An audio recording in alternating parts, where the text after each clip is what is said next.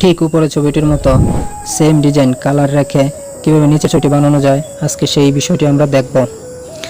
তার জন্য সর্বপ্রথম আমাদের চলে যেতে হবে আমাদের ফোনের গুগল ক্রোম ব্রাউজারে ক্লিক করার পর আমরা লিখব chatgpt.com। chatgpt.com ক্লিক করব। ক্লিক করার পর আমরা এরকম একটা ইন্টারফেস শো হবে।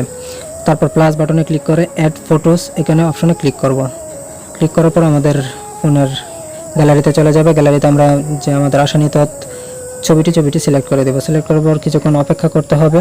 অপেক্ষা করার পর নিচে দেখবেন আস্ক এনিথিং, এই বাটনটিতে ক্লিক করে আমরা একটা লেখা লিখে দেব। লেখাটি হলো make me a Ghibli style photo. তারপর আপলোড বাটনে ক্লিক করে দেব।